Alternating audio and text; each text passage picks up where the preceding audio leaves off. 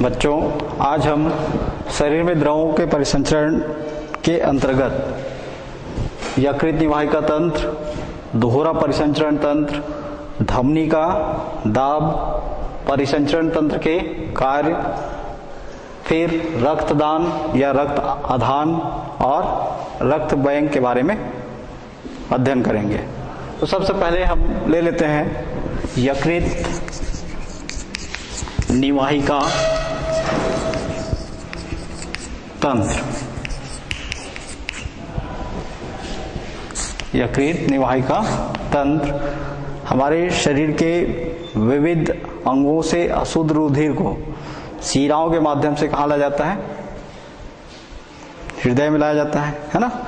तो हमारे शरीर में कुछ ऐसे शिराएं हैं जो शरीर के अंगों में उपस्थित जो अशुद्ध रुधिर को सीधे हृदय में ना लाकर अंगों में ले जाकर केशिकाओं का जाल बना देते हैं।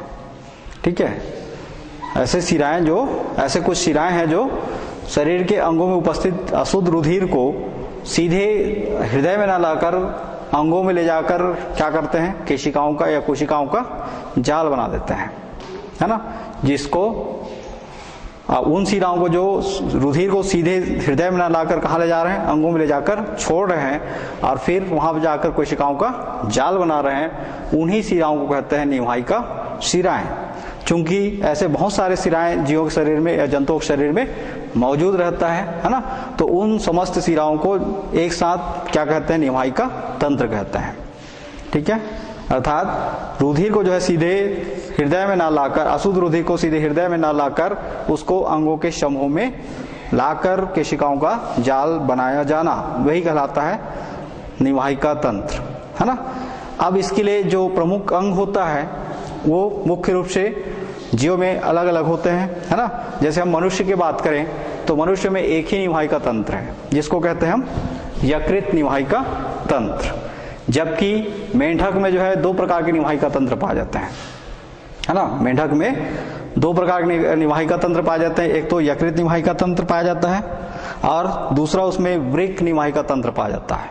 मतलब इसका अर्थ क्या हुआ कि मनुष्य में जितने भी अशुद्ध रक्त है उसमें से कुछ शिराएं जो है रुधिर को सीधे कुछ हृदय में ले जाकर कहाँ ले जाकर छोड़ रहे हैं? पहले यकृत में छोड़ रहे हैं और यकृत में नाइट्रोजन युक्त उत्सर्जी पदार्थ जो है मौजूद है, अमोनिया, है ना, उसको वहां पर क्या किया जा रहा है? छानकर यूरिया में कन्वर्ट किया जा रहा है। उसके बाद फिर रुधिर को परिसंचरण तंत्र के माध्यम से या फिर से शिराओं के माध्यम, अग्र शिरा और पश्चिम महाशिरा के माध्यम से उसको फिर से हृदय में पहुंचाया जाता है और उसका शुद्धिकरण करने के लिए उसको कहाँ पहुंचाया जाता है? फेफड़ों में। और इस प्रकार ये क्रिया जो है लगातार शरीर में हो रहा है। तो चूंकि हमारे शरीर में जो निवाहिका तंत्र का मुख्य अंग कौन है? यकृत है, इसलिए इसी को हम किस नाम से जानते हैं? यकृत निवाहिका तंत्र। तो मनुष्य में यकृत निवाहिका तंत्र के लिए मुख्य अंग हो गया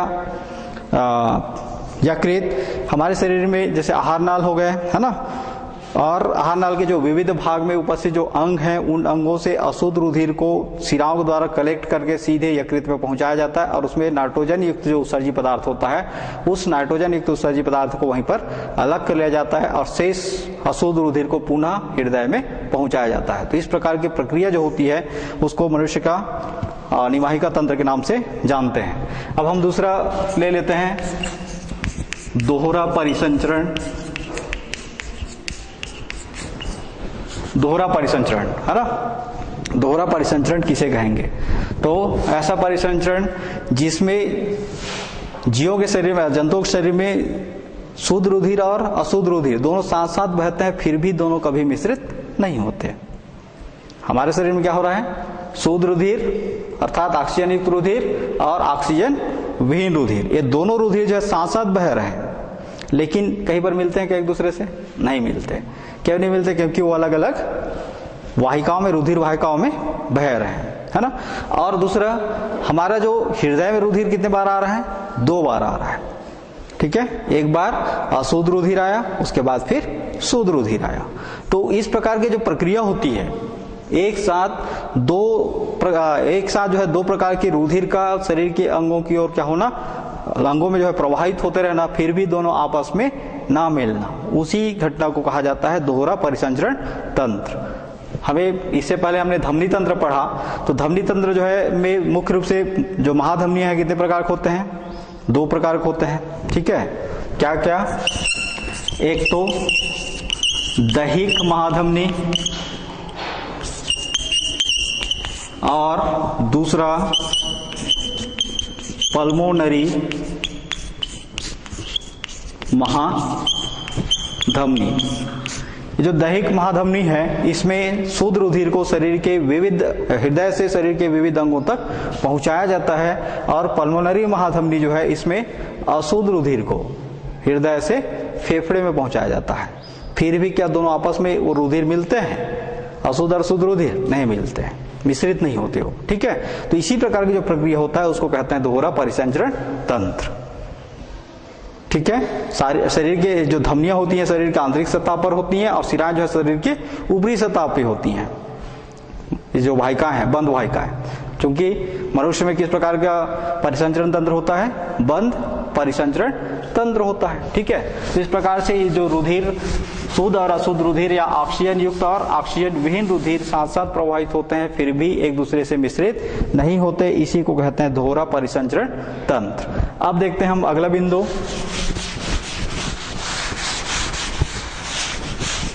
धमनी का रक्तदाब या धमनी का रुधिर दाब या रक्तदाब, ब्लड प्रेशर जिसको कहते हैं।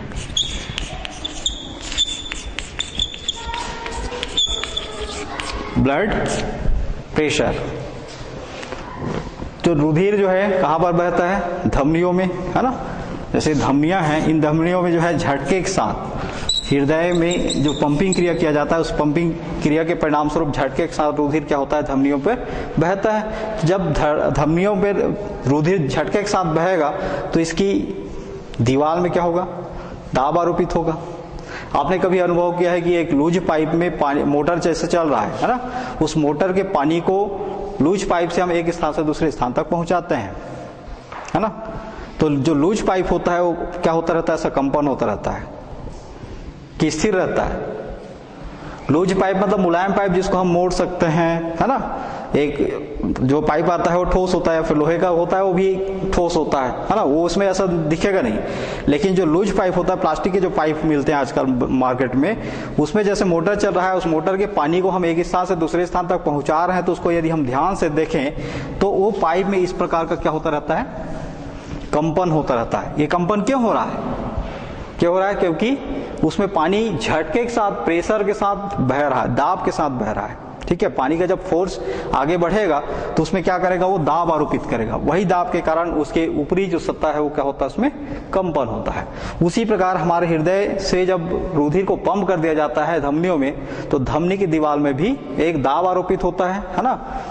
एक वो दाब जो है कितने प्रकार हो सकते हैं? 2 प्रकार के। एक तो धमनियों के संकुचन के कारण, मतलब हमारे शरीर में जो नीलय और आलिन जो है संकुचित होते हैं उसके कारण, और दूसरा आलिन और नीलयों के शिथिलन के कारण। तो जो संकुचन के कारण उत्पन्न हो रहा है उसको कहते हैं प्रकुंचन दाब, है ना। और जो शिथिलन के कारण उत्पन्न हो रहा है उसको कहते हैं शिथिलन दाब, सिस्टोलिक और डायसिस्टोलिक प्रेशर। तो इस पर जो धमनियों में जो है दाब जो आरोपित किया जाता है वो कितने प्रकार का हो जाएगा? 2 प्रकार के। क्या क्या? प्रकुंचन दाब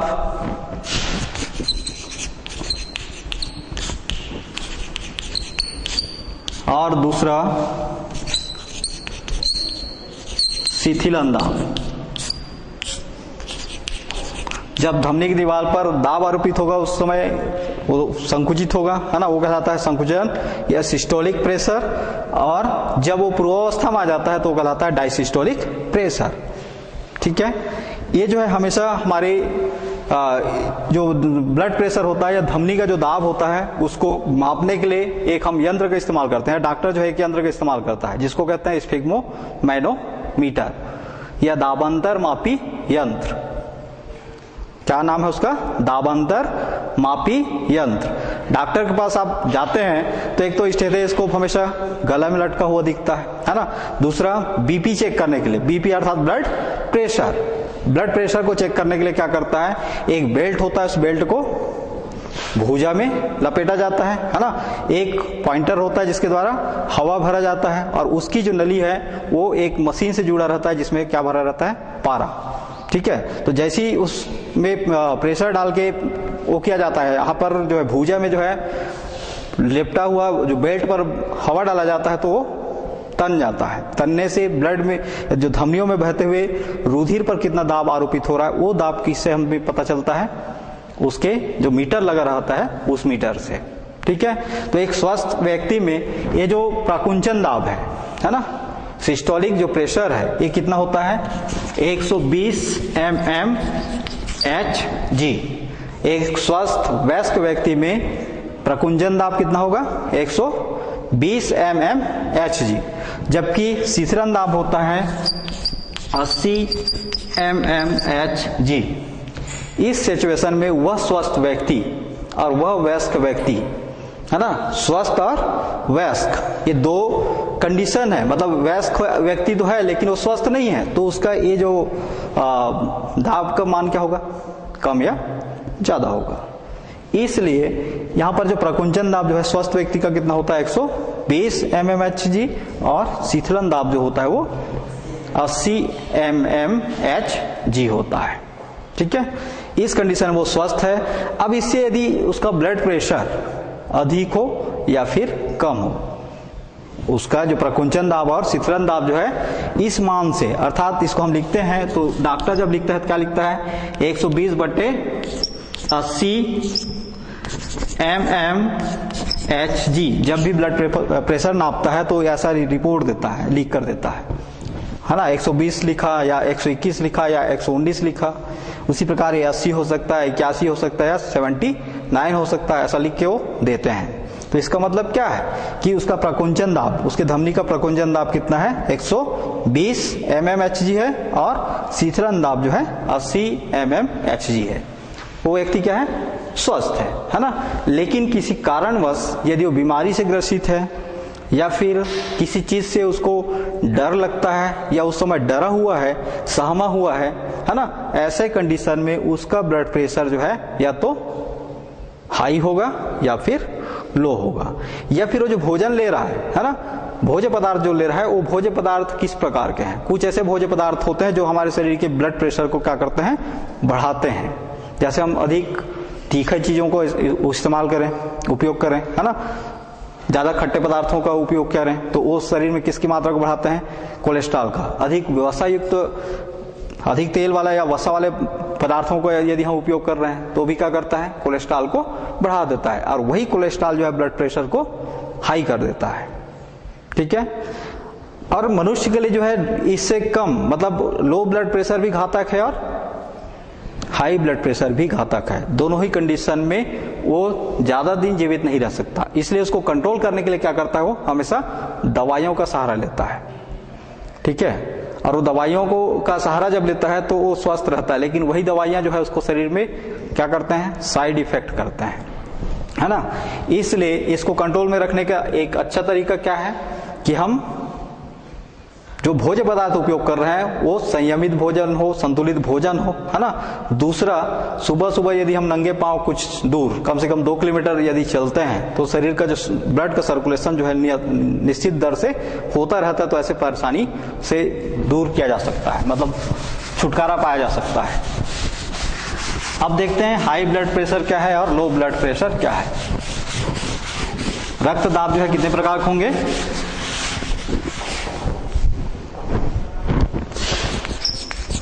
धमनी का रक्त दाब ये 2 प्रकार के होते हैं। एक तो high blood pressure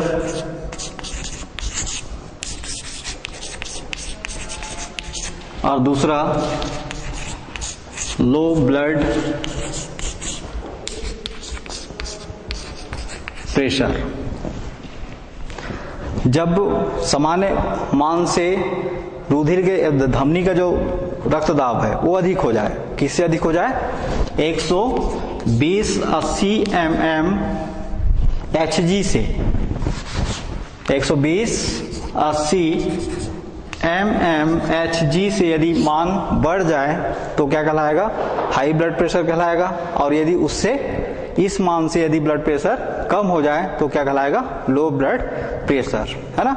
high blood pressure का कारण आपको स्पष्ट हो गया, एक तो भोजन, है ना, वसायुक्त भोजन ले रहे हैं उसमें ब्लड प्रेशर का मान बढ़ सकता है, अधिक नमक का इस्तेमाल कर रहे हैं उससे ब्लड प्रेशर का मान बढ़ सकता है, ठीक है। हमें डर लग रहा है उसके वजह से या भय के कारण ब्लड प्रेशर बढ़ सकता है। वैसे ही भोजन में कुछ चीजों की कमी के कारण ब्लड प्रेशर क्या हो सकता है, घट सकता है, ठीक है। तो ये दोनों ही बहुत खतरनाक स्थिति या खतरनाक कंडीशन होते हैं, इसलिए इनको बैलेंस करके रखना अति आवश्यक होता है। अब इसको जो है प्रभावित करने वाले कुछ कारक भी हैं, है ना। शरीर के धमनी का जो रक्त दाब है उसको प्रभावित करने वाले कारक क्या क्या कारक हो सकता है। तो सबसे पहला कारक तो अधिक कठिन परिश्रम, अधिक या फिर कठिन परिश्रम। आपके शरीर की क्षमता से अधिक आप यदि कार्य करते हैं तो निश्चित रूप से आपकी धमनी का दाब क्या हो जाएगा, बढ़ जाएगा। फिर दूसरा कारण हो सकता है उत्तेजना या भावुकता। कोई चीज जो है आपको एकाएक उत्तेजित कर देता है ना, कोई रासायनिक पदार्थ हो या कोई ऐसी घटना जो आपको उत्तेजित कर देता है या कोई ऐसी घटना जो आपको भावुक कर देता है ना। तो इन दोनों ही कंडीशन में आपके ब्लड प्रेशर क्या हो सकता है, बढ़ सकता है या फिर घट सकता है। इसी प्रकार रुधिर वाहिकाओं में संकुचन, आपके शरीर में जो रुधिर वाहिकाएं हैं इनमें आवश्यकता से अधिक यदि संकुचन हो, है ना, उस कंडीशन में भी ब्लड प्रेशर का मान क्या हो जाता है, या तो घट जाता है या फिर बढ़ जाता है। इसी प्रकार शारीरिक स्थिति, शारीरिक स्थिति, आपके शरीर की स्थिति कैसी है ना, दुबले पतले हैं या बहुत भारी भरकम मोटे तगड़े हैं, तो उस पर भी निर्भर करता है ब्लड प्रेशर। जैसे जो मोटे व्यक्ति होते हैं, है ना, वो हमेशा किससे, कौन सी बीमारी से ग्रसित होते हैं, बीपी से। अब उनका मोटापा क्यों आया है, वो जो भोजन लिए उससे, कौन सा भोजन का इस्तेमाल ज्यादा किए, वसायुक्त, है ना।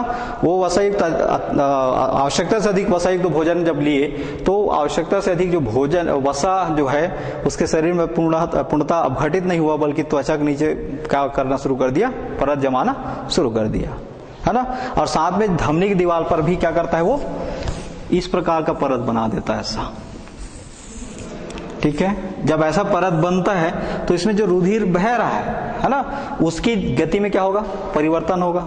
जैसे एक समतल फर्श पर हम गेंद को लुढ़काते हैं और एक रफ फर्श पर गेंद को लुढ़काते हैं, किसमें अधिक देर तक गेंद लुढ़कता रहेगा, जो समतल है उस पे, चिकना सतह वाला है उस पर। लेकिन जो रफ है उसमें गेंद जो है बार बार उसकी गति में क्या होगी, परिवर्तन होगी, और एक स्थिति ऐसा आएगा कि वो बहुत जल्दी रुक भी जाएगा। तो एक कंडीशन है ना, शारीरिक स्थिति, अर्थात तो यदि मोटापा है तो उस कंडीशन में भी व्यक्ति के शरीर का जो ब्लड प्रेशर है वो बढ़ सकता है। इसके बाद अगला कंडीशन देख लेते हैं, लिंग का प्रभाव, है ना। किसका, मेल का ब्लड प्रेशर अधिक हो सकता है, फीमेल का। डरते कौन जल्दी हैं जी, लड़कियां के लड़के, हैं, लड़के, लड़कियां, है ना, हाँ, लड़कियां जो है जल्दी डर जाते हैं, लेकिन सहन क्षमता, सहनशीलता जो है लड़कियों के पास है, वो लड़कों के पास नहीं है। लड़के बहुत जल्दी उत्तेजित हो जाते हैं, है ना। कोई छोटी सी बात पर वो कर दिया जाए तो तुरंत जो है सामने वाले को उसके जवाब मिल जाए, जवाब दे देगा वो, है ना, इतने अधिक उत्तेजित हो जाते हैं। तो उनका ब्लड प्रेशर जो है कंट्रोल में रहेगा। और जो अधिक भावुक हो जाते हैं, अधिक डर जाते हैं, भावुकता भी लड़कों में एकाएक आंसू नहीं निकलता लड़कों का, है ना, लेकिन लड़कियों का आंसू बहुत जल्दी निकल जाता है, ठीक है। तो ऐसे कंडीशन में ब्लड प्रेशर भी किसका अधिक होगा, इसका अधिक होगा, लड़कियों का। फिर अगला देखते हैं पल्स या नाड़ी,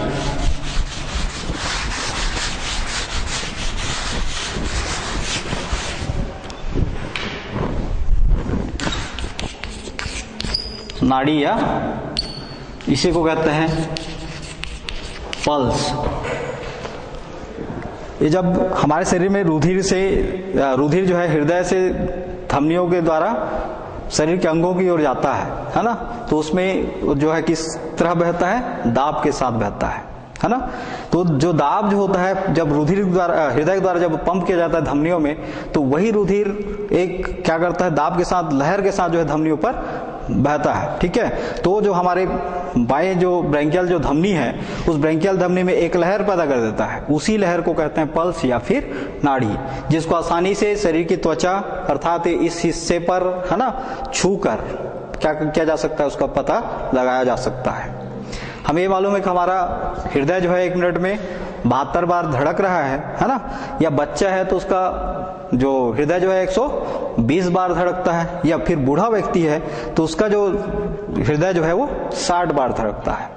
तो उस कंडीशन में डॉक्टर जो है उसी पल्स को पकड़ता है, उसमें जो लहर जो उत्पन्न हुआ है धमनियों में है ना, किसका, रुधिर परिसंचरण कर रहा है, उसका लहर जो है कितना तेजी से चल रहा है और उसमें धड़कन कितना हो रहा है, वो दोनों चीज को वहां से भाप कर आपकी स्वस्थता या अस्वस्थता का जो है वो पहचान कराता है या पहचान करता है। ठीक है, तो उसी को कहते हैं नाड़ी या पल्स। फिर चलिए इसको आप नोट कर लीजिए।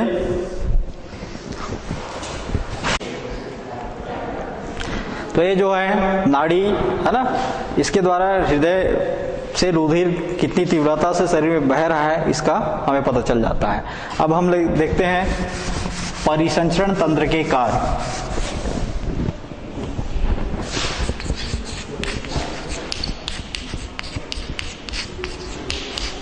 परिसंचरण तंत्र के कार्य, ये हमारे शरीर में कौन कौन से कार्य को करता है। तो परिसंचरण तंत्र का मुख्य कार्य क्या होता है, शरीर द्वारा उत्पादित जो द्रव होते हैं है ना, या आवश्यक जो भोज्य पदार्थ होते हैं, ऐसे पदार्थों को शरीर के विभिन्न अंगों तक पहुंचाना होता है। ठीक है, फिर भी इसको हम पॉइंट आउट कर लेते हैं, इन किन किन चीजों को जो है परिवहन करता है। तो सबसे पहला इसका कार्य होगा पोषक पदार्थों का परिवहन।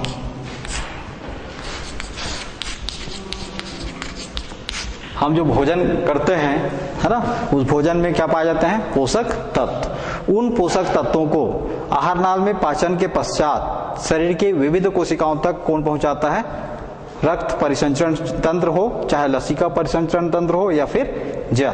तो कुल मिला के परिसंचरण तंत्र के द्वारा ही उन पोषक तत्वों को या पोषक पदार्थों को शरीर के विविध भागों में या विविध अंगों में पहुंचाया जाता है। ये हो गया पहला कार्य। दूसरा उत्सर्जी पदार्थों का परिवहन। हमारे शरीर में उपपचय क्रिया के परिणाम स्वरूप शरीर के अंगों में बहुत सारे वर्ज्य पदार्थ बनते हैं या अपशिष्ट पदार्थ बनते हैं, जिनको हम उत्सर्जी पदार्थ कहते हैं। वो उत्सर्जी पदार्थ उत्सर्जन अंग तक, जिसके माध्यम से उस उत्सर्जी पदार्थ को शरीर से बाहर निकाला जाता है, तो उस उत्सर्जन अंग तक जो है पहुंचाने का कार्य किसके द्वारा किया जाता है, परिसंचरण तंत्र के द्वारा किया जाता है। अर्थात परिसंचरण तंत्र ही उन पदार्थों को उत्सर्जी अंग तक पहुंचाते हैं। ठीक है। तीसरा श्वसन गैसों का परिवहन। हमारे शरीर में श्वासोच्छ्वास के दौरान जो लिए हुए ऑक्सीजन गैस को है ना, परिसंचरण तंत्र जो है कहां तक पहुंचाता है, शरीर की कोशिकाओं तक है ना, शरीर की विविध कोशिकाओं तक। और शरीर के विविध कोशिकाओं में बने हुए जो कार्बन डाइऑक्साइड युक्त जो उत्सर्जी पदार्थ होता है उसको वापस कहां तक पहुंचाता है, फेफड़े तक। तो ये भी कार्य किसका होगा, परिसंचरण तंत्र का। इसी प्रकार रासायनिक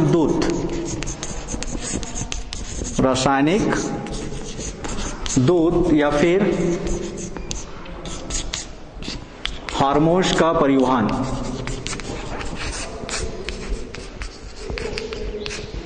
हमारे शरीर में जो रासायनिक दूध है ना, जिसको हम किस नाम से जानते हैं, हार्मोन्स, ये कहाँ सीक्रेट होते हैं, किसके द्वारा सिक्रेट होता है? अंतःस्रावी ग्रंथियों द्वारा।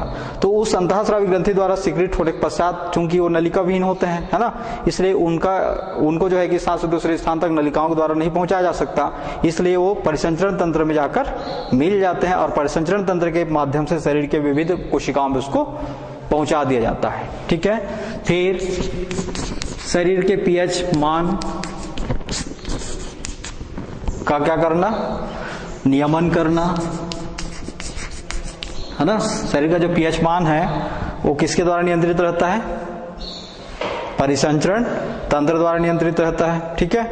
इसके अलावा अगला हम इसका कार्य देखें तो उपपचयी माध्यमिक उत्पादों का परिवहन। उपपचय क्रिया के दौरान बहुत सारे क्या बनते हैं? माध्यमिक उत्पाद बनते हैं। उन माध्यमिक उत्पादार्थों का या माध्यमिक उत्पादों का भी परिवहन किसके द्वारा किया जाता है? परिसंचरण तंत्र के द्वारा किया जाता है। ठीक है। फिर रुधिर बहाव को रोकना, इसका अगला कार्य है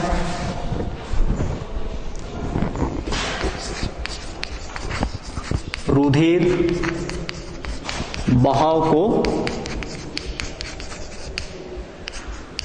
रोकना। जब किसी कारणवश हमारे शरीर के किसी अंग पर चोट लग जाता है ना, तो चोट लगे वाले स्थान से जब धमनियां कट जाती है तो रुधिर क्या होता है? शरीर से बाहर बहता है। तो उसी परिसंचरण तंत्र में उपस्थित जो रुधिर होता है ना, उस रुधिर में एक गुण पाया जाता है किसका? थक्का बनाने का। तो उस स्थान पर जहां पर धमनियां कटी हुई है उस स्थान पर रुधिर का क्या बना दिया जाता है? थक्का बना दिया जाता है, जिससे जो रुधिर शरीर से बाहर बह रहा है वो रुधिर शरीर से बाहर बहने से बच जाता है। ठीक है। और हम स्वस्थ हो जाते हैं, मतलब हमारी मृत्यु होने से बच जाता है। ठीक है। मान लो 2 से 8 मिनट के अंदर रुधिर का थक्का नहीं बने, है ना, तो उस कंडीशन में क्या होगा? मनुष्य की मृत्यु तक हो सकती है। इसी प्रकार अगला कार्य है शरीर की समस्थापन बनाए रखना। शरीर की साम्यावस्था को बनाकर रखना, ये भी रुधिर का ही परिसंचरण तंत्र का ही कार्य होता है। चलिए अब अगला टॉपिक देख लेते हैं,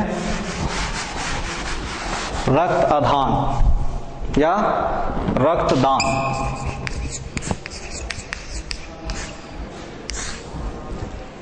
ब्लड डोनेशन बोलते हैं। रक्तदान करना बहुत ही पुण्य का काम है ना। जो व्यक्ति रक्त का दान करता है वो अपने आप को, मतलब किसी को जीवन दे रहा है। रक्त को दान कर रहा है मतलब अपने आप किसी व्यक्ति को क्या कर रहा है? वो रक्त को देकर जीवन दे रहा है। ठीक है। और रक्त का दान कर रहा है यदि वो व्यक्ति स्वस्थ है, क्योंकि स्वस्थ व्यक्ति का ही रक्त को जो है दूसरे व्यक्ति को दिया जाता है ना। तो जो व्यक्ति रक्त दे रहा है उसके बदले में उससे कुछ नहीं भले नहीं मिलेगा, लेकिन उसको एक खुशी होगी कि किसी को उसने जिंदगी दिया। बाकी दूसरा चीज को दान करे, मान लो किडनी का कोई दान कर देता है ना। मान लो वृक्क खराब हो गया किसी व्यक्ति का और आप अपने एक वृक्क को किसी को दान कर रहे हैं, तो उस कंडीशन में क्या होगा? वो तो अपंग हो ही गया है ना, साथ में आप भी दान कर रहे हो तो अपंग हो जाओगे। मतलब जितने आप कार्य कर सकते हैं उतना कार्य एक किडनी के निकल जाने के बाद नहीं कर पाएंगे। फिर उस व्यक्ति को कितना दिन की जिंदगी दी है? ज्यादा से ज्यादा 1 साल या ज्यादा से ज्यादा 2 साल या फिर 10 साल, मतलब 1 से 10 साल की ही जिंदगी दी है अपनी किडनी देकर। लेकिन जो रुधिर दे रहे हैं वो मरने वाला व्यक्ति अगर जीवित हो गया और हो सकता है उसके शरीर में जो है रुधिर का निर्माण यदि शुरू हो जाता है, तो वो ऐसा नहीं है कि उल्टी गिनती में वो जीवित रहेगा, है ना।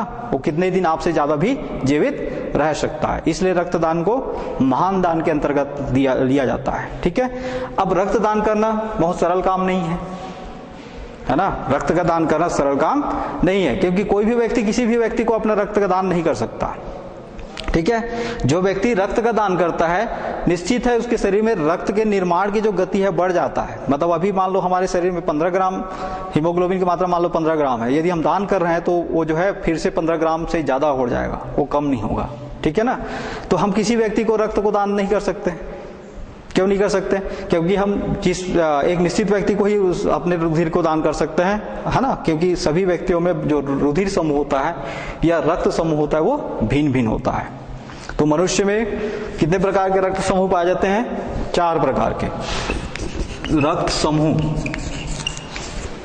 है ना। ये रक्त समूह 4 प्रकार के होते हैं, जिसमें से रक्त समूह ए, रक्त समूह बी, रक्त समूह ए बी और रक्त समूह ओ। इनमें से रक्त समूह ए बी को सार्वत्रिक ग्राही कहा जाता है ना। रक्त समूह ए बी को क्या कहते हैं? सार्वत्रिक ग्राही, और इसको कहते हैं सार्वत्रिक दाता, डोनर, है ना। जिसका ब्लड ग्रुप ओ है वो किसी भी व्यक्ति को अपना रक्त दे सकता है, और जिसका ब्लड ग्रुप ए बी है वो किसी से भी अपना रक्त ले सकता है। अब ये क्यों लेते हैं और क्यों देते हैं, या फिर एक किसको दे सकते हैं और किससे ये रक्त ले सकता है? तो सबसे पहले हम इनमें पाए जाने वाले जो एंटीजेंस हैं और इनमें पाए जाने वाले एंटीबॉडीज को देख लें कि क्या क्या एंटीजेंस और क्या क्या एंटीबॉडी पाए जाते हैं।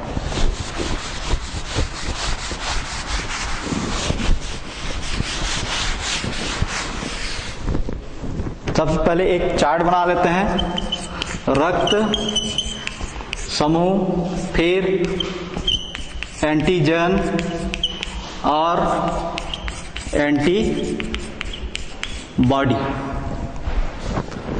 पहला रक्त समूह हो गया ए, इसमें एंटीजन पाया जाता है ए और एंटीबॉडी पाया जाता है बी। ठीक है, रक्त समूह जिस व्यक्ति का ए है उसमें एंटीजन क्या है? ए है, और एंटीबॉडी क्या पाया जाता है? बी।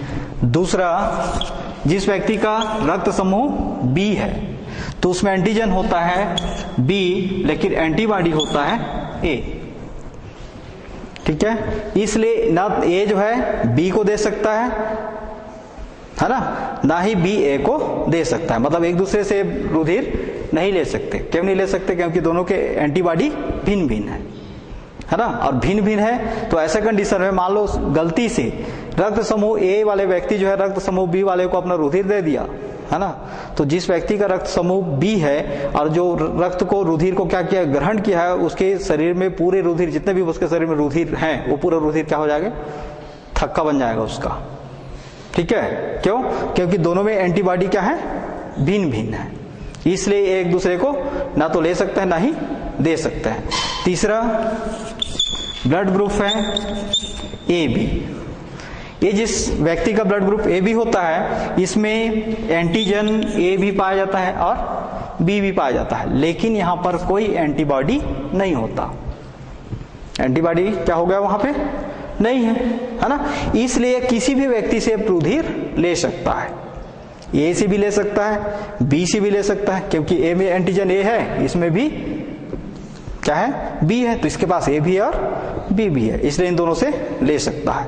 और इसी प्रकार अगला रक्त समूह है ओ। जिस व्यक्ति का रक्त समूह ओ होता है इसमें कोई एंटीजन नहीं पाया जाता, लेकिन एंटीबॉडी होता है ए और बी दोनों। ठीक है, अब ए और बी एंटीबॉडी दोनों एंटीबॉडी उपलब्ध होने के कारण ब्लड ग्रुप जिसका ओ होता है वो क्या करता है?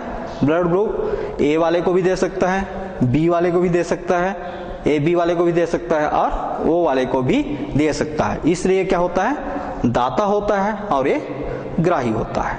ये सभी से ले सकता है और ये सभी को दे सकता है।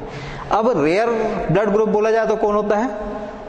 वो निगेटिव, है ना। निगेटिव अलग बहुत कम होता है। अब यहाँ पे निगेटिव और पॉजिटिव का मतलब क्या है?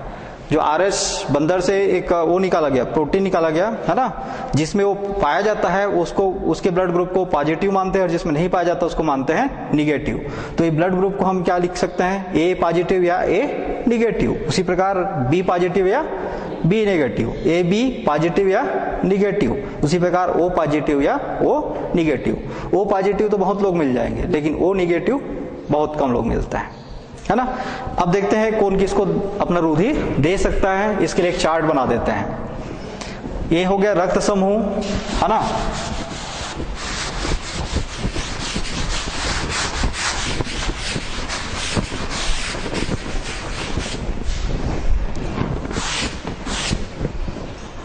यहां लिख देते हैं दाता और इस तरफ लिख देते हैं ग्राही। सबसे पहले ब्लड ग्रुप लिखते हैं O, फिर A, फिर B और फिर A और B। इसी प्रकार इधर भी लिख दिए O, फिर A, फिर B और A, B।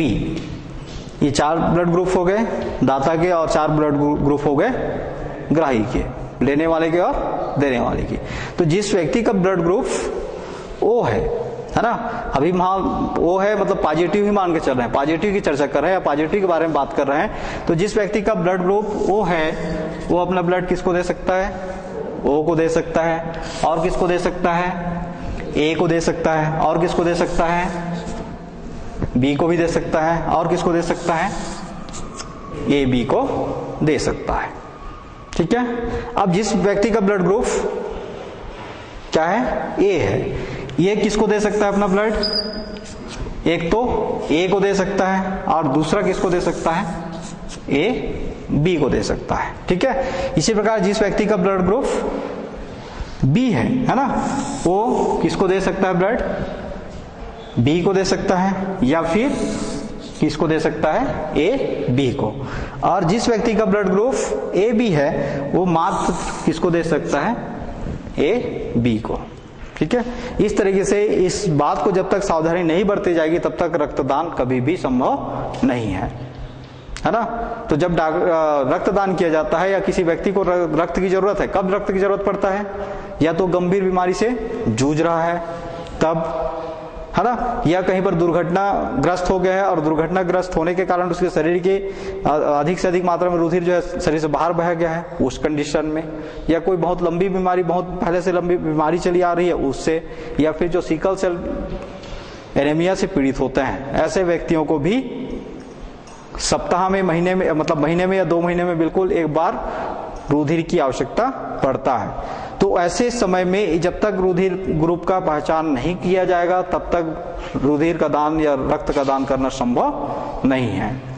तो ये हो गया रक्त समूह। अब हम देखते हैं रक्त बैंक।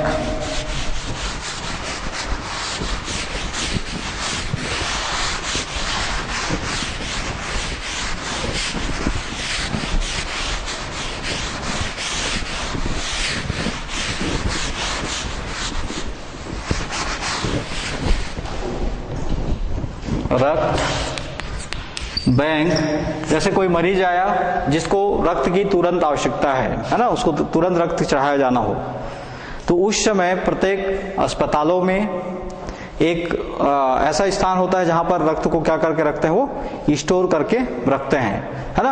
आवश्यकता अनुसार जिस व्यक्ति को, जिस मरीज को रक्त की आवश्यकता है तो पहले सबसे पहले उसको ग्रुप परीक्षण करेंगे और ग्रुप परीक्षण करने के पश्चात वो अपने रक्त बैंक में वो रक्त समूह है या नहीं है उसका वो करते हैं, पता कर लेते हैं, है ना। अब मान लो रक्त समूह A पॉजिटिव है, ठीक, और उसके रक्त बैंक में वो मौजूद नहीं है, तो ऐसे सिचुएशन में रक्तदान करने वाले व्यक्तियों का मोबाइल नंबर या उनका संपर्क सूत्र जो है उनके पास उपलब्ध रहता है। तुरंत उस व्यक्ति को फोन करके बुलाएंगे और उससे रुधिर या रक्त को ले लेंगे। ठीक है। बदले में उसको क्या देंगे? तुरंत उसको जूस पीने के लिए, कम से कम, है ना। रक्तदान जो किया है उसको तुरंत क्या किया जाता है? जूस पिलाया जाता है, ताकि उसको एकाएक उसके शरीर में जो है जो रक्त बाहर निकला हुआ है तो कमजोरी ना आए। ठीक। तो वो ऐसा करने पर क्या हो जाता है? बहुत जल्दी वो रिकवर होना शुरू हो जाता है। ठीक है। तो ऐसे जितने भी प्राइवेट हॉस्पिटल हैं वहां पर रक्त बैंक जो है नहीं, बल्कि वो चलता फिरता रक्त बैंक है। चलता फिरता मतलब कई लोगों का रक्तदान करने वाले लोगों का उनके पास संपर्क सूत्र उपलब्ध है ना। उनको तुरंत कॉल करके बुलाते हैं जिस रक्त समूह वाला है और कौन व्यक्ति कौन सा रक्त समूह वाला है, पहले अपना पूरा बायोडाटा वहां पर क्या कर दिया है? रजिस्टर कर दिया है। उसको बुला लेते हैं और बुलाकर उसको आवश्यकता अनुसार रक्त का दान करवा लेते हैं, उससे रक्त को ले लेते हैं। और जिस मरीज को रक्त का वो किया जा रहा है, रक्त चढ़ाया जा रहा है, रुधिर चढ़ाया जा रहा है ना, उससे कम 12 से लेकर कितना रुपए लगता है? शासकीय हॉस्पिटलों में तो नहीं पता, लेकिन जो प्राइवेट हॉस्पिटलों में जो है लगभग 12 से 1500 रुपए लगता है एक बॉटल रुधिर का। और वो भी उस समय मेल पाना संभव है या नहीं है, इस बात को सबसे पहले वो किया जाता है। तो लोग जो है रक्त का जब दान करते हैं, सबसे पहले क्या देखते हैं कि उसके परिवार में कोई ऐसा सदस्य हो जो रक्त का दान कर सके, और उससे ज्यादा लेने का प्रयास करते हैं। ठीक है, तो ये हो गया रक्त बैंक। अब थोड़ा सा हम लसिका के बारे में चर्चा करें। लसिका तंत्र है ना, तो लसिका क्या है? रुधिर का छना हुआ रूप। किसका छना हुआ रूप? रुधिर का।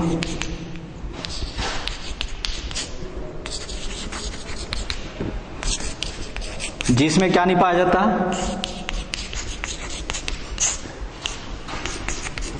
आरबीसी नहीं पाया जाता, है ना। उस घटक को क्या कहते हैं? लसिका कहते हैं। लसिका का भी वही कार्य है जो रुधिर का होता है। ठीक है, तो ज्यादातर लसिका का कार्य पूछा जाता है। तो लसिका का कार्य क्या है? एक तो WBCs का निर्माण करना, ठीक है, शरीर में बाहर से प्रवेश किए हुए रोगाणुओं को नष्ट करना, फिर आवश्यक भोज्य पदार्थों को जिसको रुधिर के द्वारा पहुंचाया नहीं गया, परिवहन नहीं किया गया, उसका परिसंचरण करना, है ना। एक इसका कार्य हो जाएगा, लसिका के कार्य हो जाएगा। फिर बाल्यावस्था में जब शरीर की जो अस्थियां जो है पूर्ण रूप से विकसित नहीं हुए रहते, तब तक रुधिर की कणिकाएं होती हैं, उसका भी वो निर्माण लगातार करता रहता है। ठीक है, तो आज आपने रुधिर परिसंचरण तंत्र के अंतर्गत या फिर शरीर में द्रवों के परिसंचरण के अंतर्गत क्या क्या पढ़ा? यकृत निवाहिका तंत्र, फिर दोहरा परिसंचरण तंत्र, धमनी का दाब, परिसंचरण तंत्र के कार्य, फिर रक्तदान, रक्त बैंक, है ना, इत्यादि के बारे में अध्ययन किया। धन्यवाद।